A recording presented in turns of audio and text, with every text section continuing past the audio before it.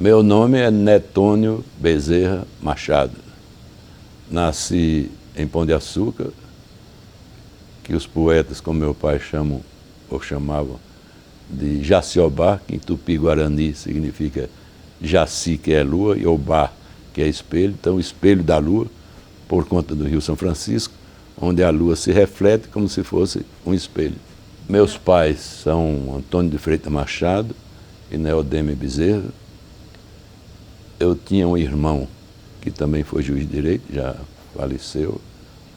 Ele era mais velho do que eu, 13 anos, faleceu aos 71 incompletos. Tenho uma irmã que é aposentada do Tribunal Regional do Trabalho lá em Recife. A faculdade minha, onde eu colei grau e onde eu fiz todo o curso de Direito, é a Faculdade de Direito da Universidade Federal de Alagoas, em Maceió. E o ingresso na magistratura? E ingressei na magistratura em 26 de dezembro de 1989, um dia de quinta-feira. Na realidade, eu saí de lá para morar fora mesmo, quando eu passei no vestibular.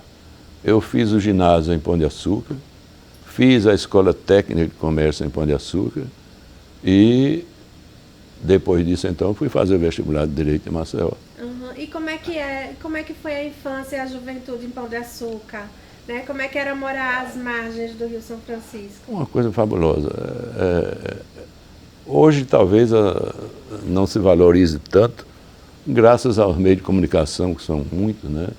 O volume de informação que uma criança e um adolescente, e o adulto, inclusive, recebe via internet, são uma coisa estúpida, eu diria que até impossível de assimilar, de sorte que eu acho que a infância, na minha época, tinha conotações de romantismo muito grande, né? A gente valorizava mais os acontecimentos, eles tinham um significado mais denso para cada um de nós, tanto que eu me lembro de fatos de quando eu era criança,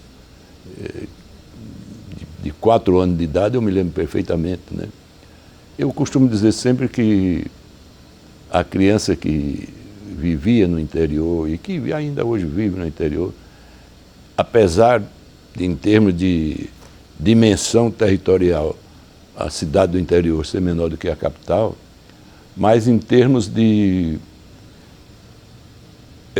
vivência, em termos de fenômenos sociais, a gente está muito mais amadurecido se viveu no interior, se morou no interior como criança, por uma razão simples. É que os fenômenos sociais que ocorrem na capital são praticamente os mesmos que ocorrem no interior. A diferença é que na capital há uma espécie de guetização, né? Nossos filhos convivem com os coleguinhas dele na escola, onde ele está convivendo geralmente com um grupo social do mesmo status dele, no edifício de apartamento com os coleguinhas do apartamento. Então ele vive meio isolado, né? Ele não tem aquela interação com o mundo que a criança tem no interior.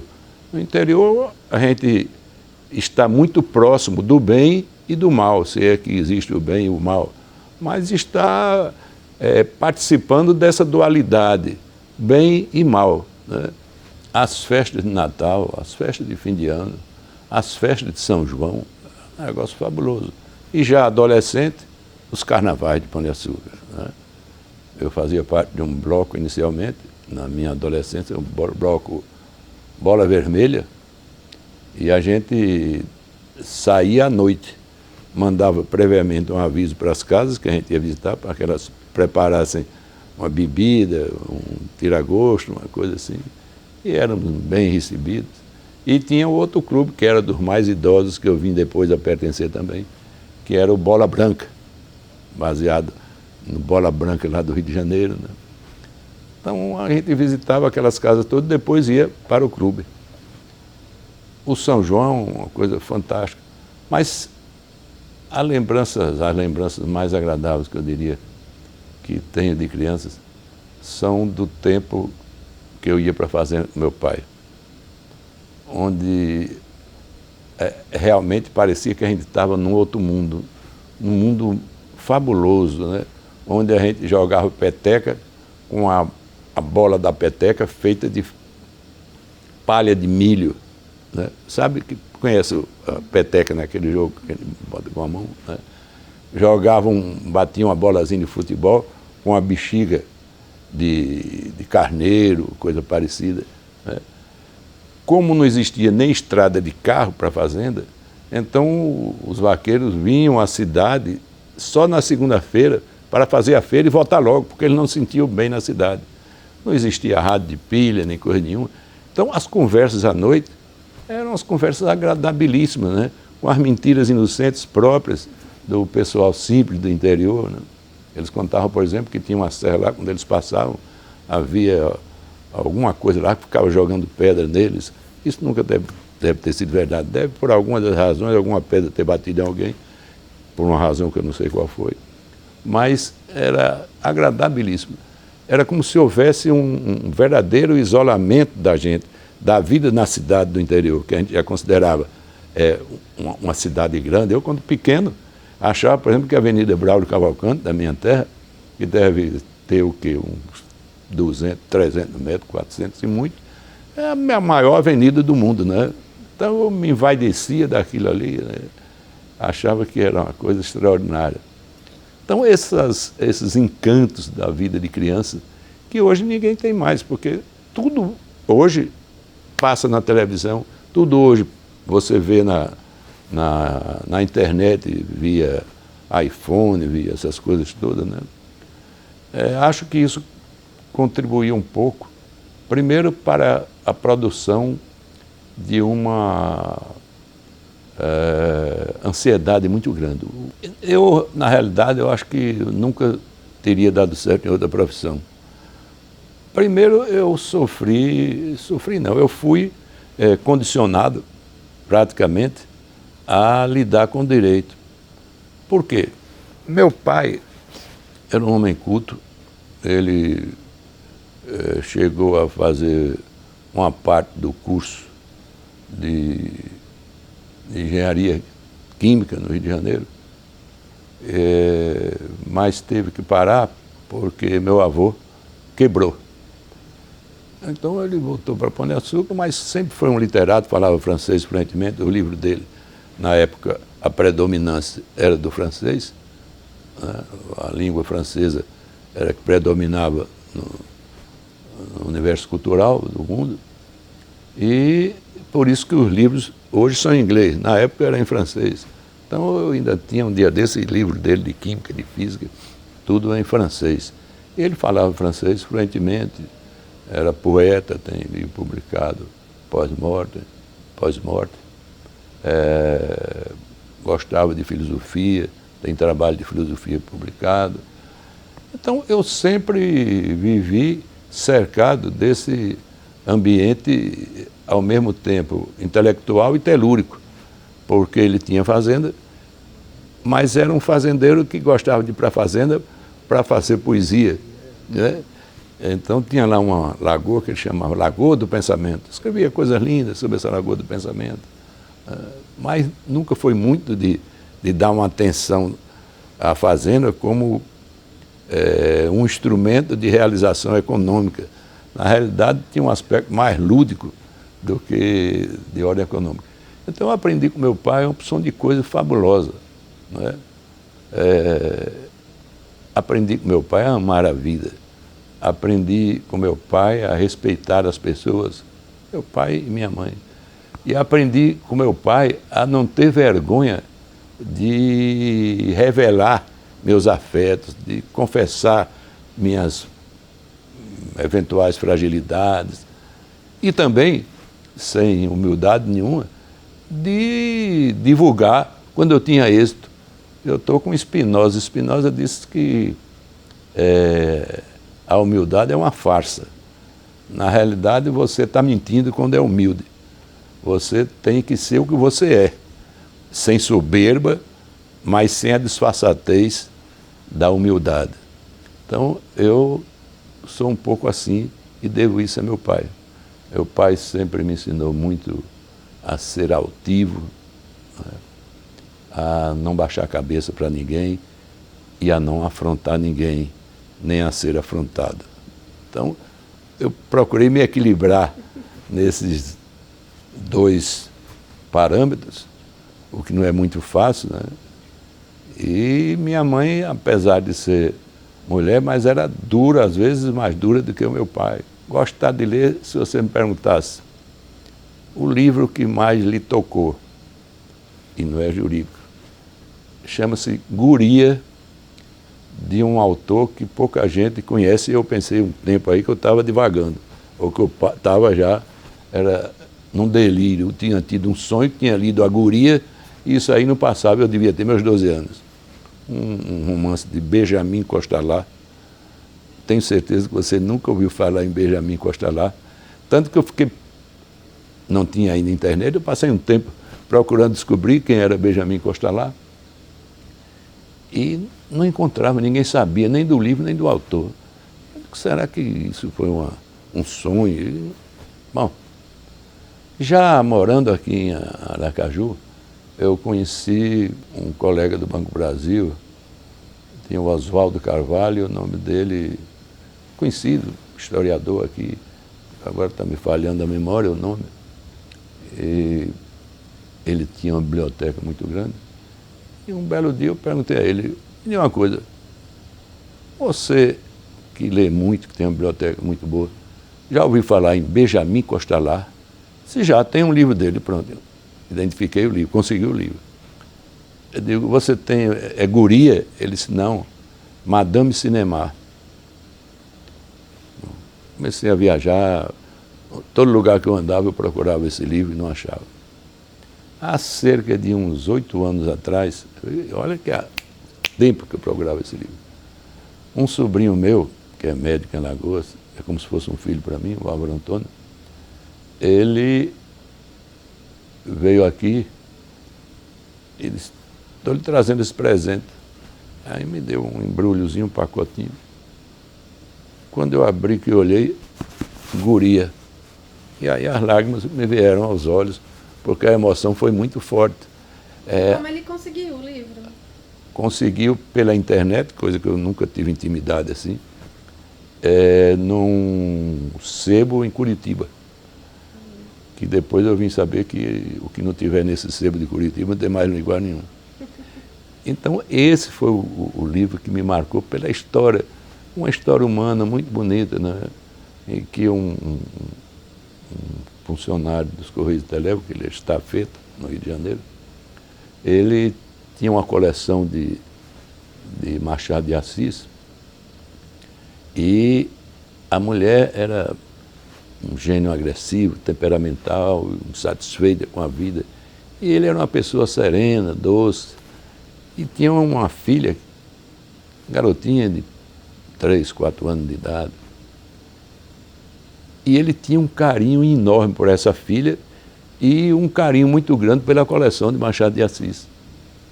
Pois bem, um belo dia, ele chegando em casa, encontra a Guria, que ele chamava de Guria, não me lembro nem o nome dela como era, mas chamava de Guria, que é o nome do romance.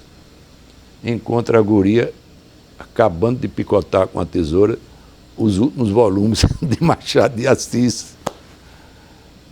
Mas ele se controlou, beijou a menina. Nessa altura a mulher já estava com a raiva danada. Bom, ele passou a ter uma gripe muito forte e meses depois era o aniversário da Guria. Aí ele mandou que a Guria chamasse os coleguinhas da rua para comemorar no quintal da casa dele, o aniversário dela. E aí ele estava lá preparando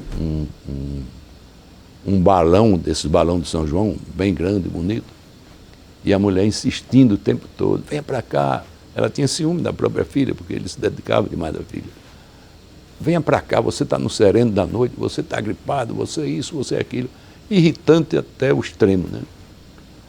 Até que ele terminou de fazer tudo, acendeu aquele fogozinho que fica como se fosse um candeeiro para poder a fumaça entrar e encher o balão. E quando o balão encheu, que chegou lá em cima, estava lá escrito Guria, que era o nome da garota. Aí a garota se abraçou com ele e ele caiu morto. Então, realmente foi um romance que aos 12 anos me marcou muito, né? Eu fiquei muito encantado com esse romance, persegui a descoberta desse romance para que eu relesse, porque meu pai deve ter emprestado a alguém e se perdeu, eu não sabia. Também eu acho que não tinha mais, né?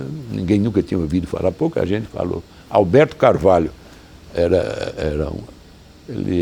eu não sei se ele era da Academia de Letras, era professor da Universidade Federal aqui, vários livros publicados, Alberto Carvalho, um bonachão, o Alberto Carvalho aqui, que foi do Banco do Brasil.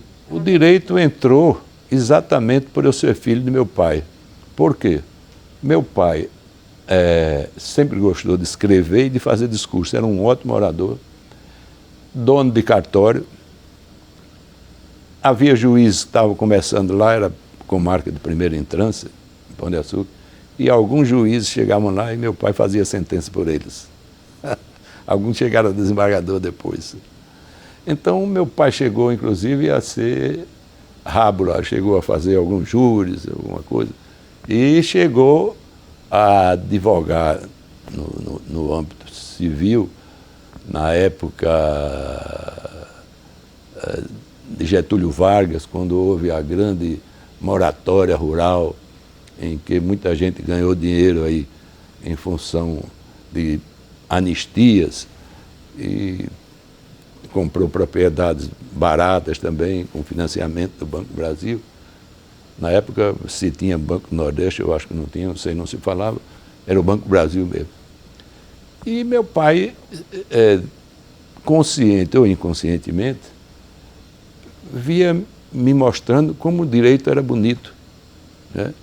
E me fez gostar de ler. Sim, mas e o direito? Eu só fui estudar direito em Maceió. Pois é. Então, por conta de meu pai... pelo direito. Pois é, eu estava inclinado pelo direito, né? Houve uma época que eu pensei em ser militar do Exército. Mas depois eu abandonei de tanto ver o movimento no cartório do meu pai. Juiz, advogado, promotor, não sei o quê. E meu pai a me embevecer com alguns fatos do direito, alguns aspectos, inclusive, doutrinários.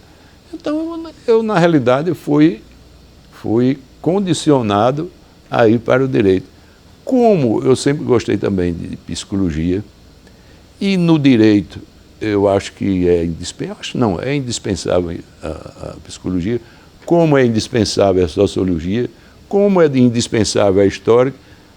Olha, na realidade, o curso de direito não foi realmente alguma coisa de que eu me sinta muito orgulhoso. Por várias razões. Uma delas, e a principal, é que só alguns excepcionais professores realmente marcaram. Mas a coisa era levada assim, como de certa forma ainda é hoje. O que é que acontece hoje no ensino do direito? Partindo da USP, passando pela pior universidade que tiver. Não se ensina a pensar. E pensar é fundamental para quem queira viver razoavelmente bem, consigo próprio, com os outros, né? Num relacionamento razoável, sem agressividade com os grupos que ele convive,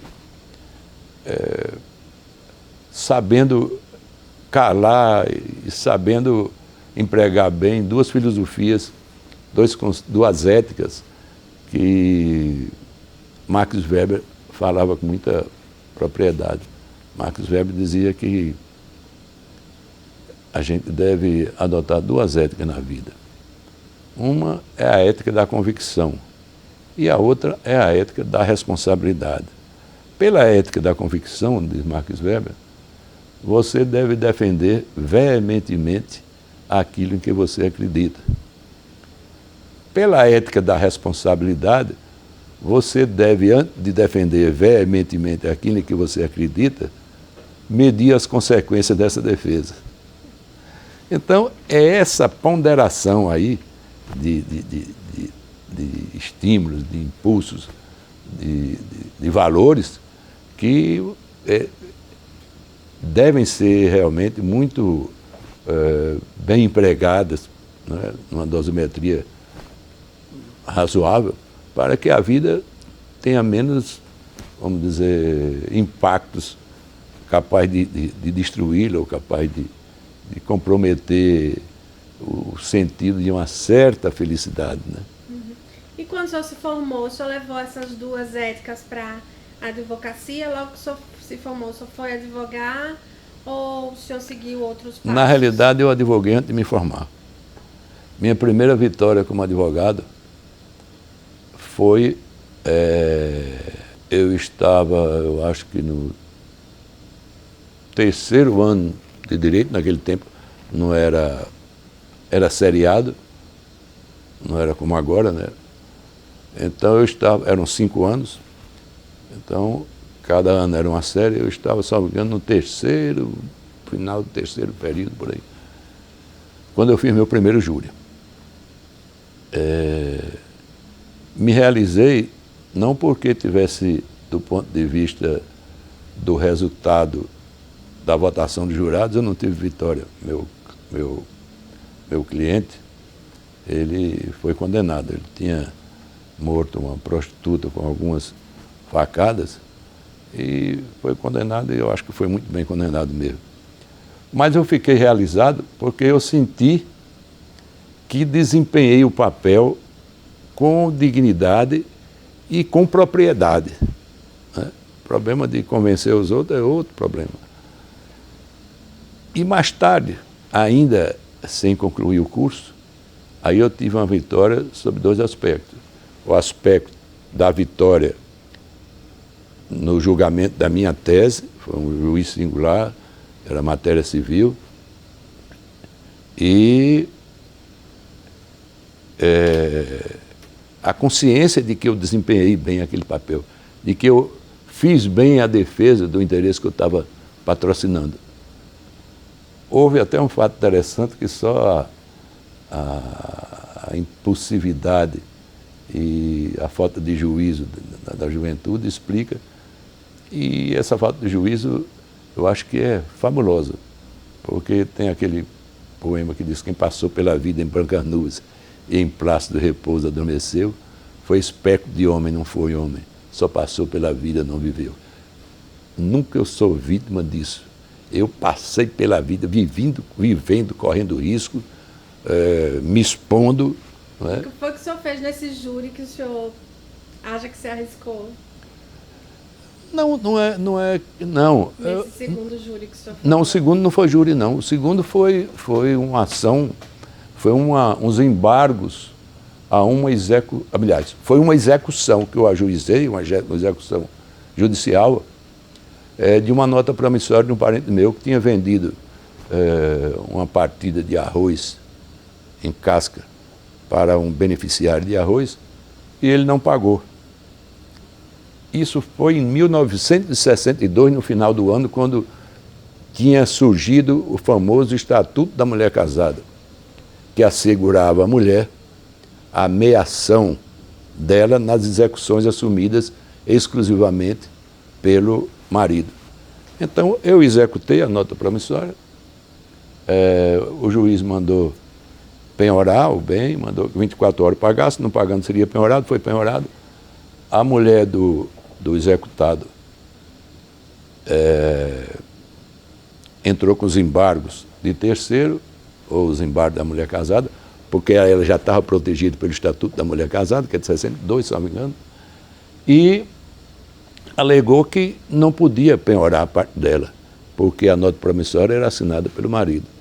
Só que ela esqueceu, mais adiante, no mesmo Estatuto, dizia que quando da dívida se beneficiar o casal, a execução incide sobre o patrimônio comum do casal. o juiz deu o ganho de causa a ela, e aí é que está, vamos dizer assim, a agressividade no sentido de um tanto de falta de juízo.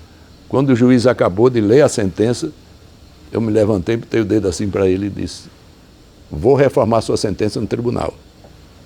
E aí ele me deu uma tapa de luva, disse: muito bem, esse é o seu papel. Estou gostando de ver.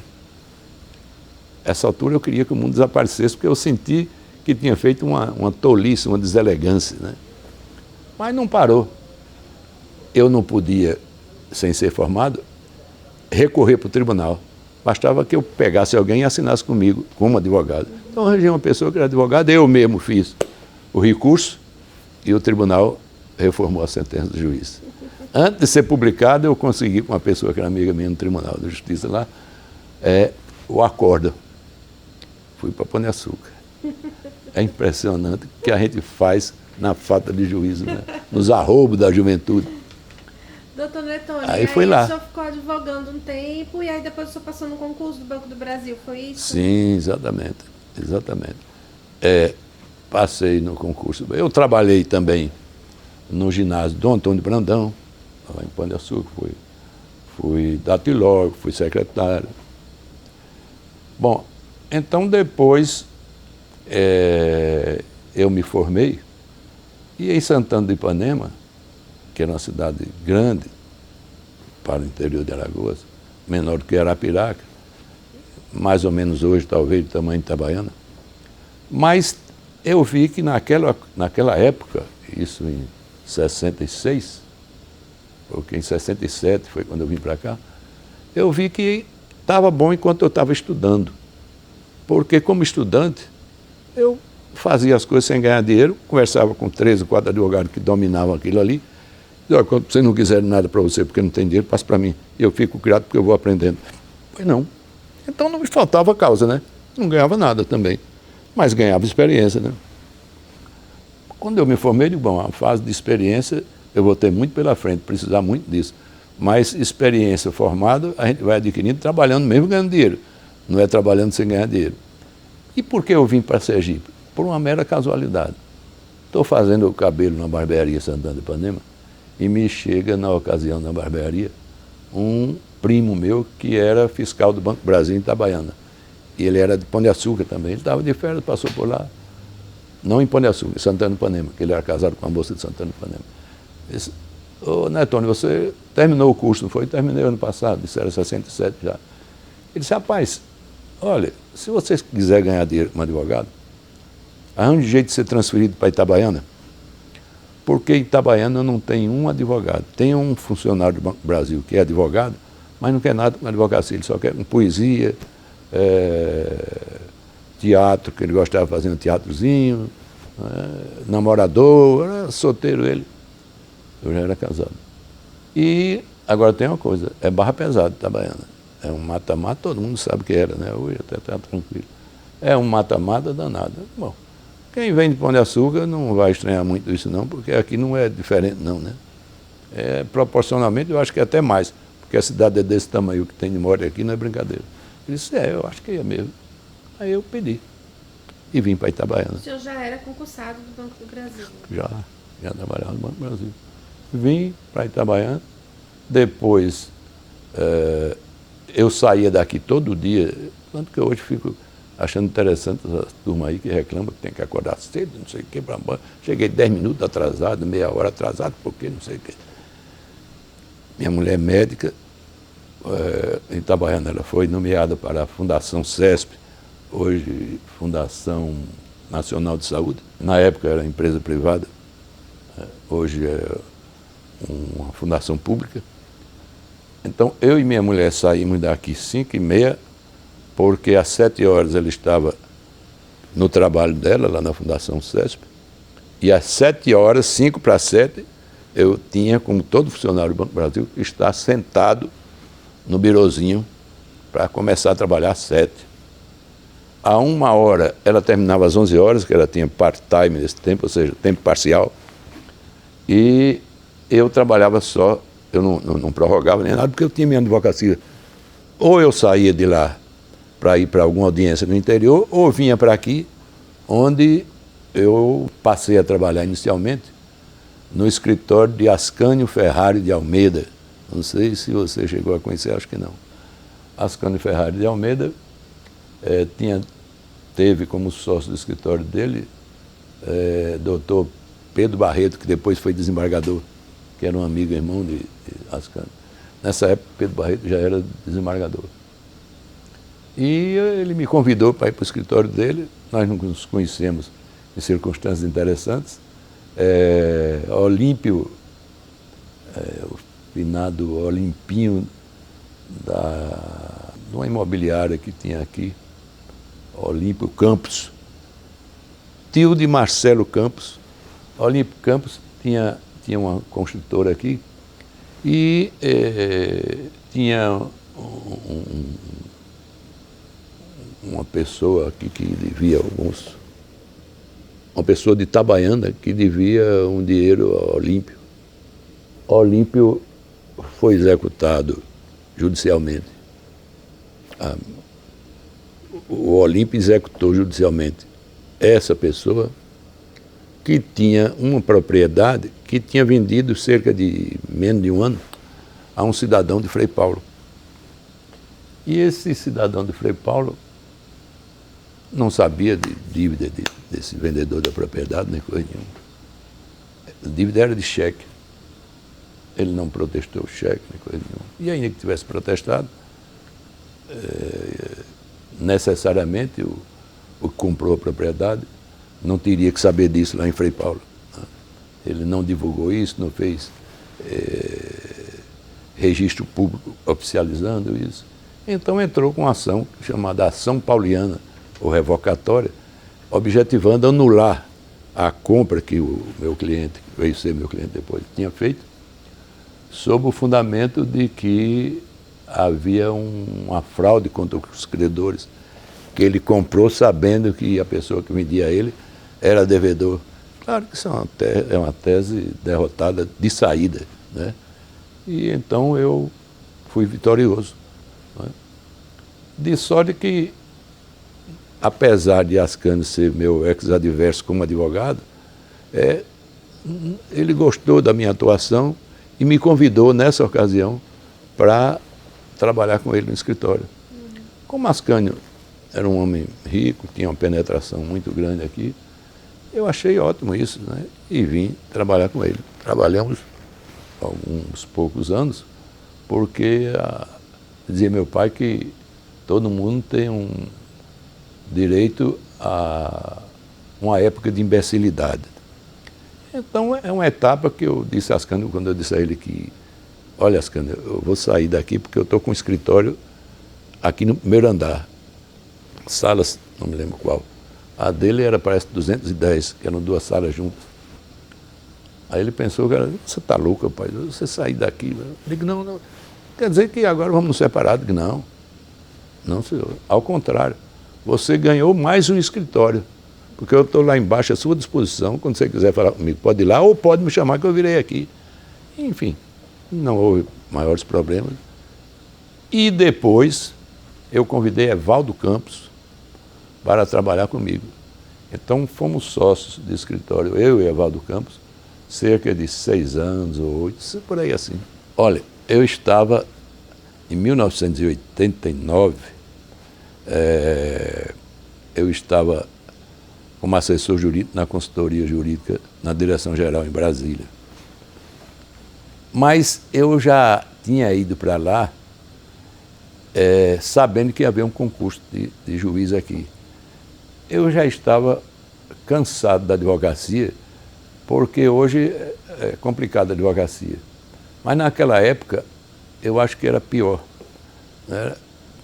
Poucos juízes, se bem que as demandas eram menores, né?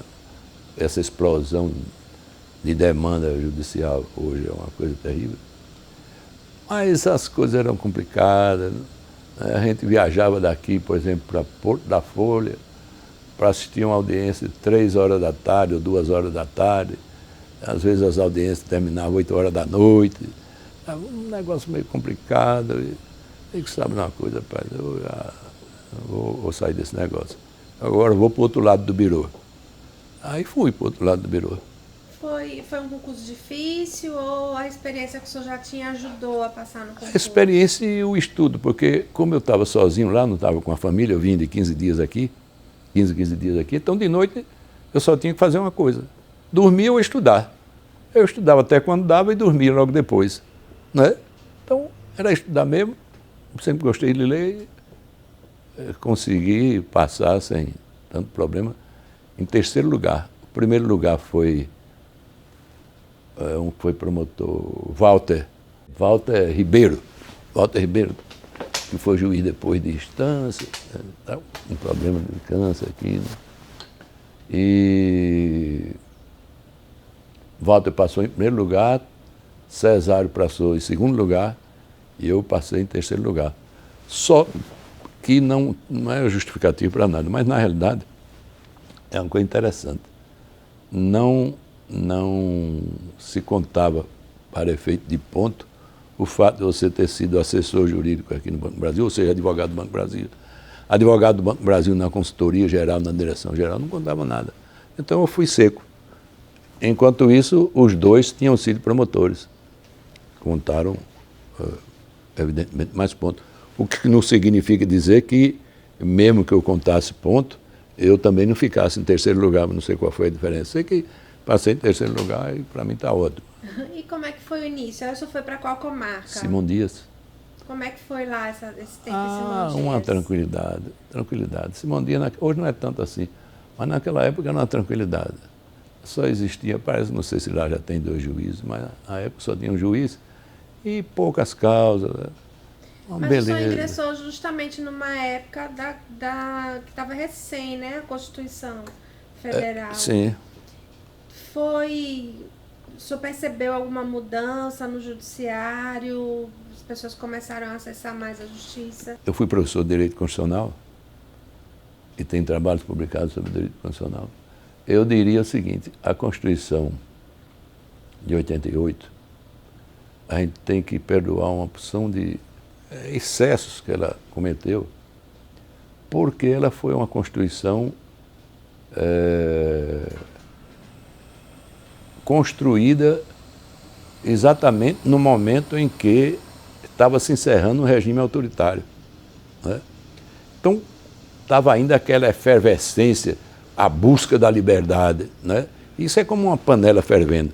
Se a panela está fervendo, não destampe ela com o rosto perto, que aquele bafo, aquele vapor, ou às vezes a borbulha da água vai lhe queimar. Então, foi nesse auge do sentimento de ausência de direitos que o regime de exceção produziu,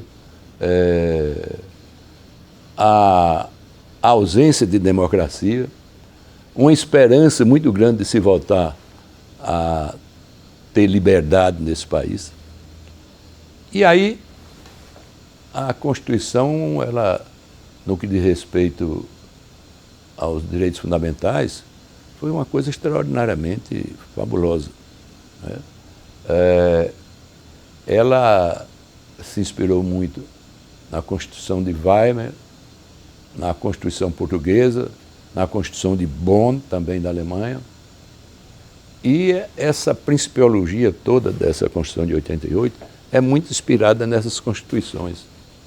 Só que essas Constituições, elas eram de das regiões, dessas regiões, Alemanha e Portugal, que já tinham amadurecido muito na consciência política, né? O povo muito mais culto,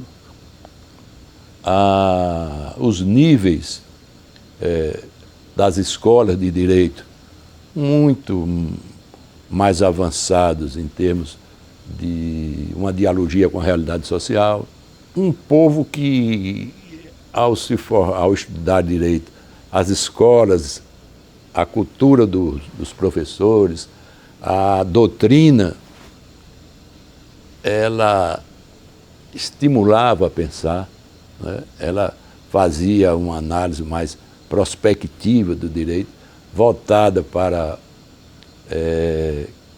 se homenagear o elemento material de conteúdo do direito e não o elemento formal, e nós somos de uma cultura formalista. A cultura formalista favorece a acomodação, né? Porque para você sair da cultura formalista para uma cultura de construção de uma realidade jurídica com base em valores reais, confrontando situações, confrontando condutas éticas, né? Mergulhando fundo no elemento material de construção de uma realidade social, isso requer bagagem de cultura, requer vontade de pensar e requer a prática de pensar, né? Então, essa prática de pensar é uma coisa boa, porque o processo é sempre evolutivo. Na medida em que eu sou um pensante, passa a ser um carro que anda, agora não, que os carros são automáticos, mas que a gente bota num ponto morto e ele vai embora, porque ele está embalado. Então, vamos dizer, a grande resistência à Constituição de 88 foi essa cultura nossa. Evidentemente, tem muita tolice lá na Constituição. Se você imaginar, por exemplo, tem coisas arrepiantes que num dos dispositivos das emendas constitucionais transitórias, você tem lá na Constituição uma anistia constitucional para os proprietários rurais. É uma coisa vergonhosa, né? Você encontra lá, por exemplo, a estupidez de constar numa Constituição que o Colégio Dom Pedro II, no Rio de Janeiro, passa a ser considerado de utilidade pública numa Constituição. Você inserir na Constituição matéria que seria na legislação subconstitucional na área trabalhista, por exemplo, e aí você, quando quer modificar, é um problema, porque, inclusive, algumas situações seriam até de cláusulas pétreas, nem por emenda constitucional podia ser modificada, quando isso podia estar lá. Daí a dificuldade que tiveram agora, estão tendo ainda, para fazer essas transformações que eles vêm fazendo, não sei até que ponto, não padece de inconstitucionalidade algumas dessas alterações na área de direito do trabalho, porque lançaram lá. Bom, então, eu diria que nós ficamos com uma Constituição sem estarmos preparados para ela. Tá? Sem estarmos preparados. Zimar, dona Antônia, é isso nesse contexto, né, de uma nova Constituição. Aí o senhor saiu de Simão Dias e foi para onde depois? Saí de Simão Dias e fui ser juiz. Antigamente a gente chamava juiz de menores, hoje é juiz da infância e da juventude. Tinha sido criada aqui a vara infracional de menores. E eu Como é que foi essa experiência? O senhor ficou quanto tempo nessa vara? Eu acho que fiquei 1 ano e tanto, 2 anos. Decepcionante. Não é decepcionante por causa da vara. Decepcionante como decepcionante é quem mergulhar no estudo do sistema carcerário do Brasil, no sistema penitenciário do Brasil.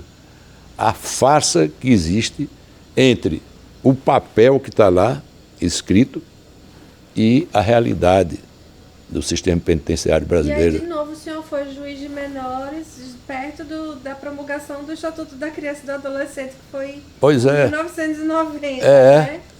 Exatamente. Como é que foi lidar com esses novos direitos da criança e do adolescente? Novamente, o Estatuto da Criança e do Adolescente é um instrumento que eu acho da maior importância, que se reduz demais de efetividade por conta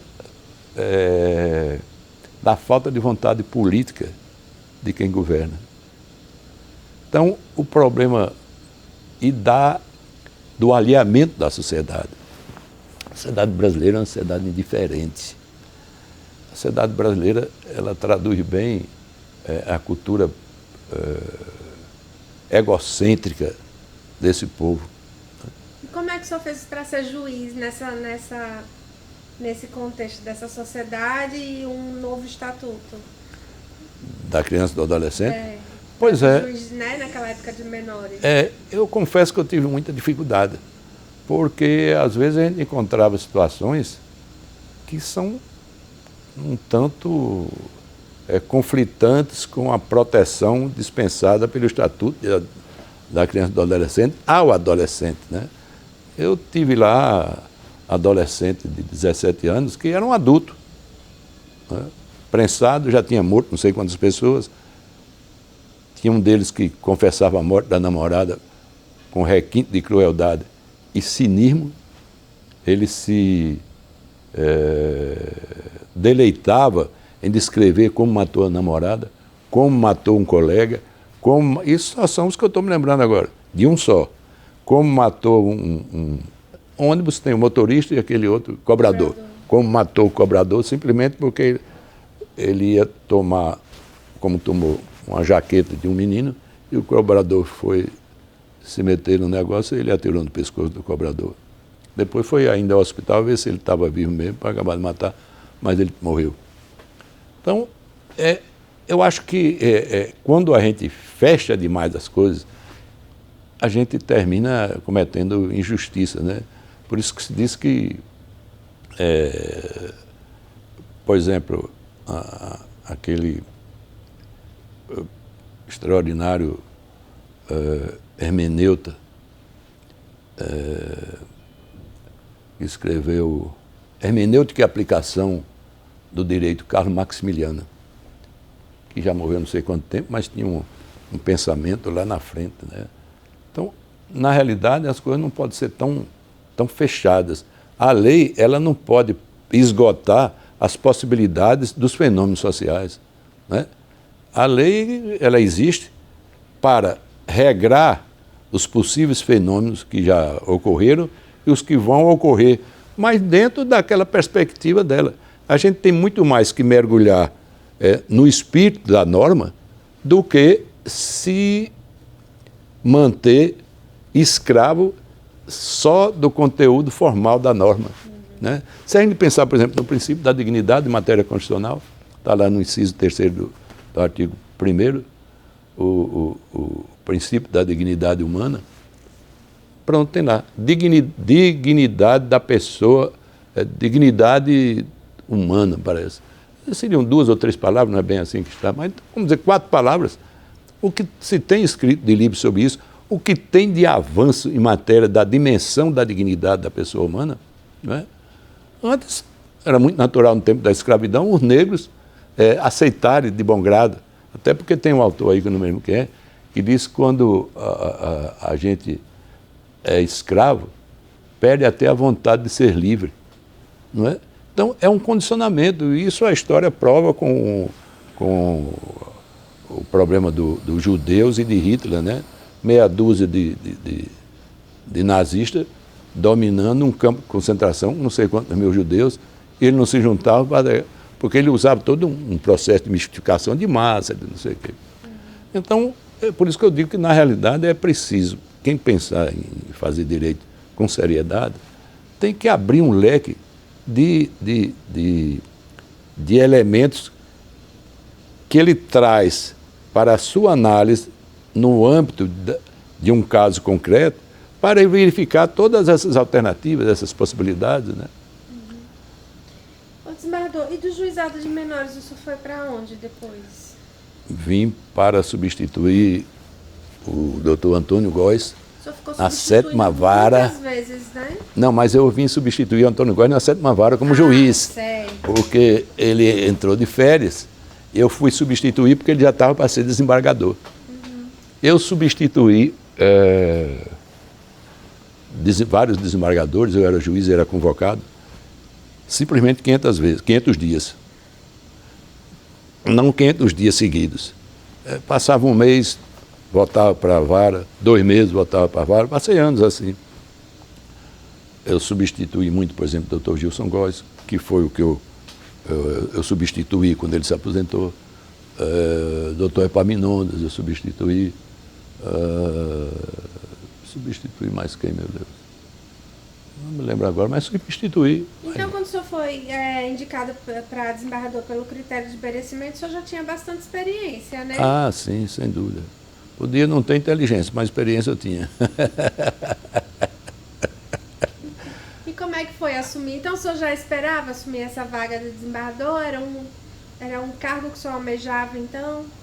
Veja bem, a gente, para ingressar, concorrer na lista, a gente precisa preencher uma série de requisitos, né? Inclusive de tempo. Né? Está no quinto dos mais antigos, não sei mais o que. Então, eu já preenchia esses requisitos objetivos. Claro que a aspiração de todo mundo é chegar um dia a ser desembargador na área jurídica como juiz.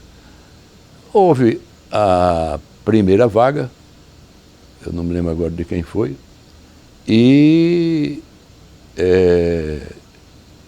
eu fui o mais votado da lista tríplice. O segundo mais votado foi o Dr. Cesário, meu amigo desde muito tempo, e o terceiro eu não me lembro quem foi. Bom, preenchida a lista tríplice, aí zera tudo, não tem ninguém mais votado nem menos votado. E vai a lista tríplice para o presidente do tribunal, então, escolher. Ora, se Cesário era, na época, juiz auxiliar da presidência, cuja presidência era Marilza, então não tinha como ela escolher outro, seria uma estupidez. Até porque se eu tivesse na situação dele e ela escolhesse outro, dizia, bom, se eu não sirvo para ser desembargador, também não sirvo para ser seu assessor, tchau. Né? Muito bem.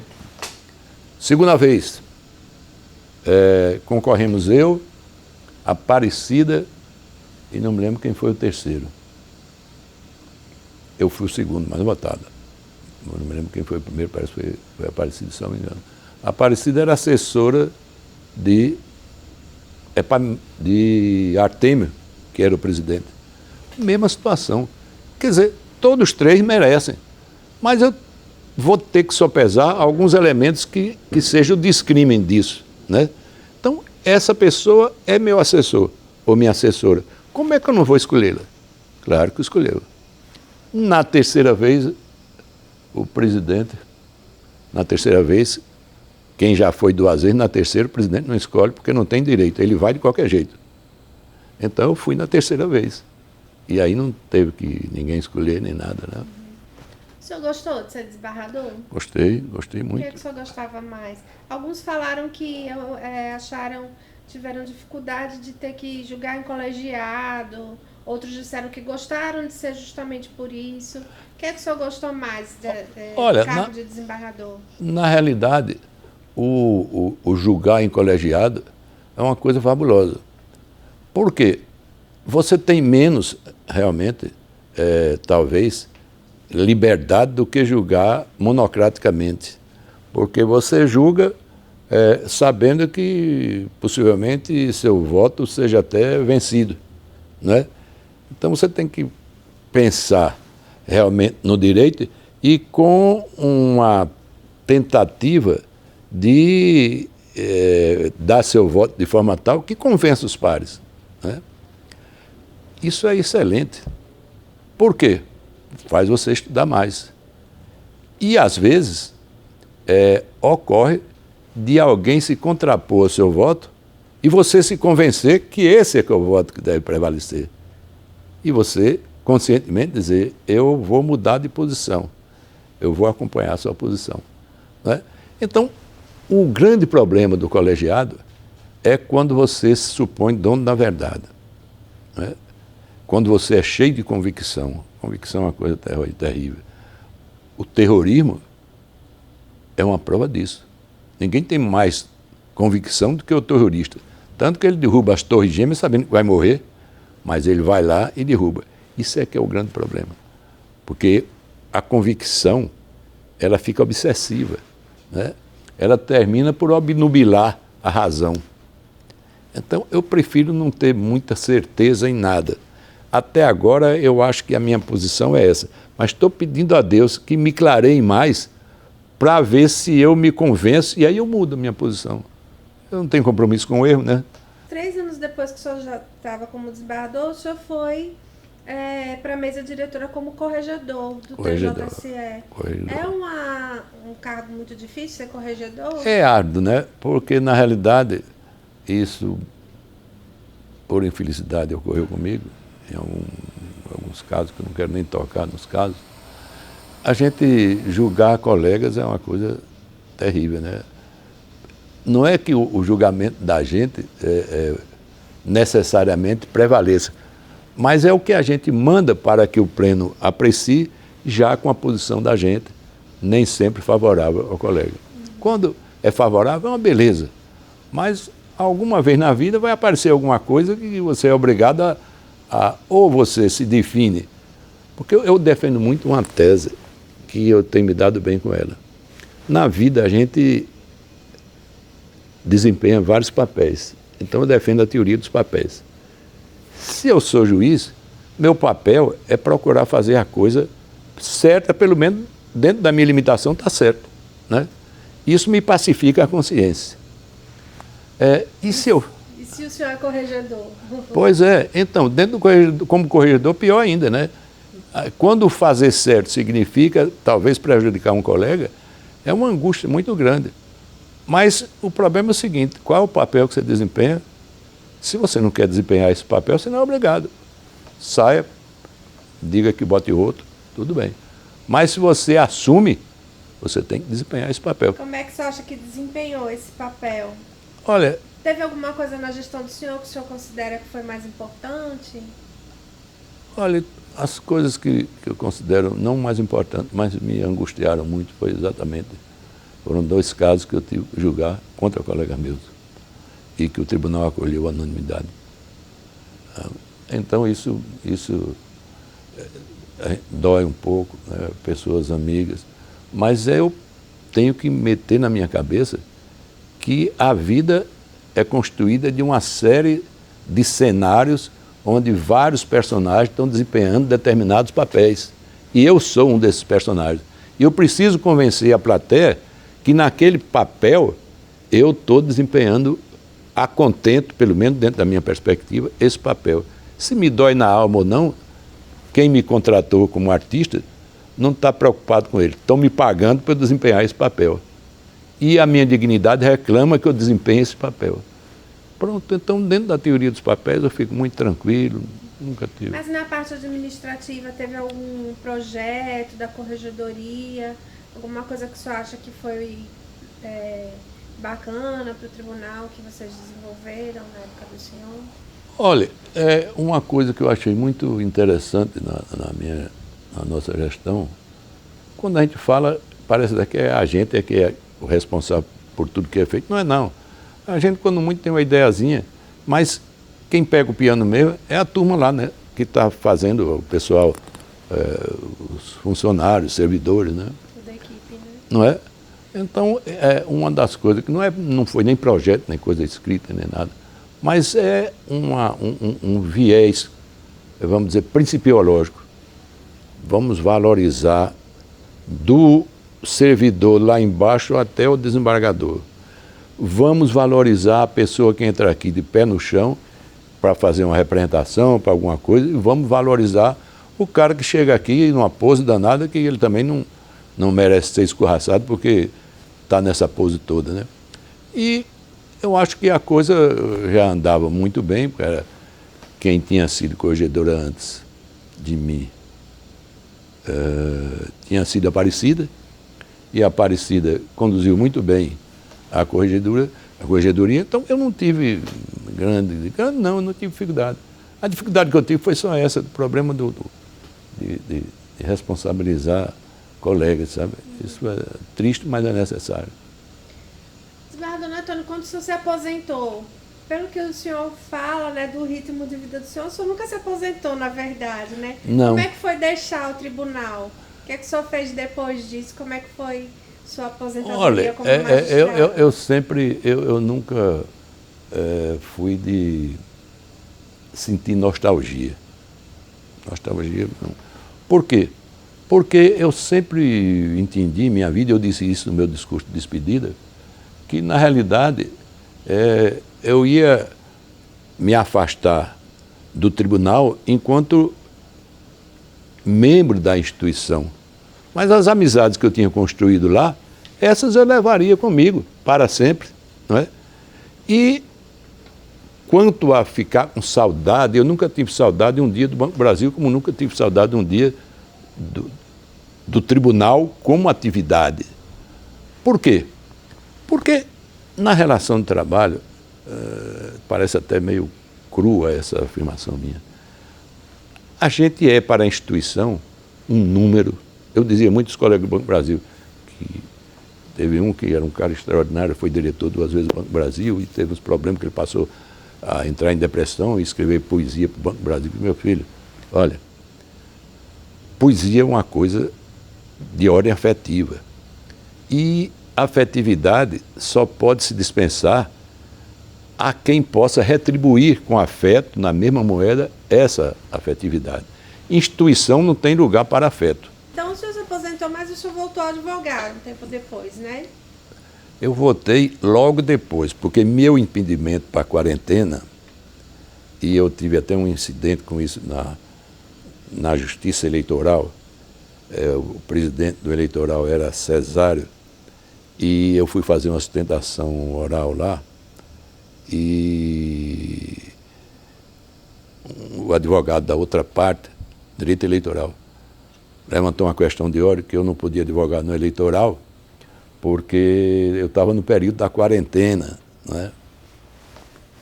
Aí o presidente do tribunal disse, quer rebater agora ou então lhe dou prazo de sei lá quantos dias. E não, isso aqui a gente fala agora mesmo, já já. A Constituição estabelece que quem se aposentar terá uma quarentena no juízo onde se aposentou. Qual foi o juízo que eu me aposentei? Primeiro, a Justiça Federal, a Justiça Eleitoral, nem estadual não é, é federal. E não é justiça comum. Logo, eu nunca fui do juízo eleitoral, nunca me aposentei no juízo eleitoral, eu me aposentei no juízo do Tribunal de Justiça. Se eu fosse, por exemplo, o juiz da 7ª Vara, eu podia advogar até nas outras varas, não podia advogar na 7ª. Mas vamos admitir até que eu tivesse alguma influência pelo fato de tão recentemente ter me aposentado, eu podia, e aí eu respeitei isso, durante 3 anos, não advogar na Justiça Estadual. Mas na Justiça Federal, na Justiça do Trabalho, não tem impedimento nenhum, né? Na Justiça Eleitoral. E o senhor gosta de advogar, doutor Antônio? Eu gosto. Gosto porque eu gosto de raciocinar, eu gosto de ler, e a advocacia exige essas 2 coisas. Eu gosto do diálogo, eu gosto de ser instigado, sabe? Então, a advocacia lhe dá esse instrumental para você se divertir. E como é que é a sua rotina hoje como não aposentado, então? Não, mas eu não estou não aposentado. Na realidade, eu nunca me aposentei. Então, como não aposentado, né? Não é? Ah, sim, como não aposentado. Sim. É. Agora, por exemplo, eu sou procurador-geral do município. Bom, como procurador-geral do município, eu estou impedido de advogar até em causa própria. Não é? Também com o serviço que eu tenho lá, não dava para advogar nada mais fora. Mas eu advogo os interesses do município. De vez em quando eu estou no Tribunal Regional Federal em Recife, né? Porque o juiz federal aqui dá alguma coisa contra a gente recorre para lá e tem que ir para lá. E o senhor está pensando em se aposentar de verdade mesmo quando? Ou não tem essa vontade ainda? Olha, eu não sei porque eu não gosto muito de fazer esse juízo a priorístico, não. Porque é uma coisa que eu posso realmente dizer, ou sair da prefeitura, eu vou me aposentar definitivamente. E se eu achar que está bom sem advogar, eu ficarei eternamente sem advogar. Mas no momento que eu entender que, rapaz, esse negócio não é uma malandragem danada, eu vou atrofiar minha cabeça, eu volto a advogar. Não tem problema. Eu não posso dizer de antemão se quando eu parar ou quando eu vou parar. Agora eu sei que não paro. Sabe? Agora eu sei que não paro. Oi, professor. Fui professor de Direito Constitucional na UNIT, fui há algum tempo professor de Direito Constitucional na Escola da Magistratura aqui. Eu acho que eu até falei isso no início. Fui professor do curso de preparação de concurso de Jussara, eu, Gilberto Villanova, Luiz Bispo, Antônio Góes, uma turma grande. O senhor gosta de dar aula? Já gostei. Hoje eu não quero saber de dar aula. Eu faço de vez em quando alguma palestra, alguma coisa, eu faço. Mas compromisso de dar aula, até porque hoje dar aula é uma coisa complicada para mim. Como eu não tenho muita intimidade e eu vivo numa guerra permanente com a eletrônica, tenho uma inadaptação muito grande, né? Faço o mínimo minimoro só. E hoje, ao que me consta, quem dá aula, eu tenho um filho e um genro e uma nora, que são professores universitários. E hoje a aula,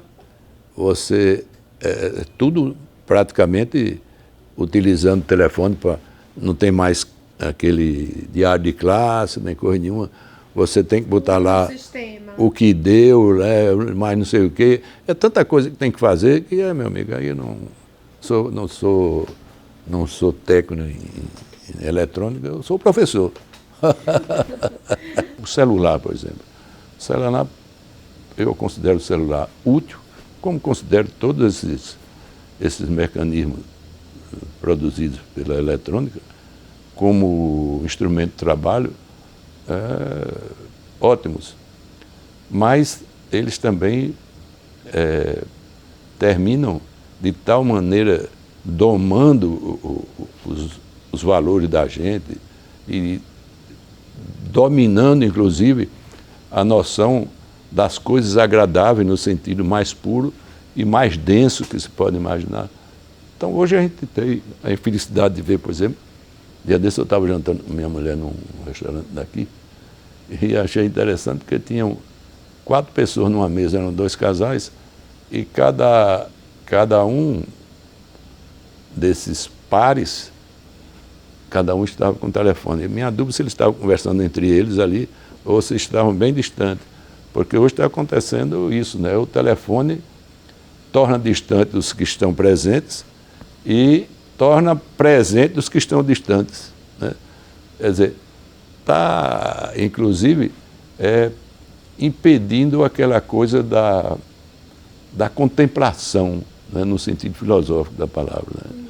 Hoje já não há muito como contemplar, porque quase não há tempo.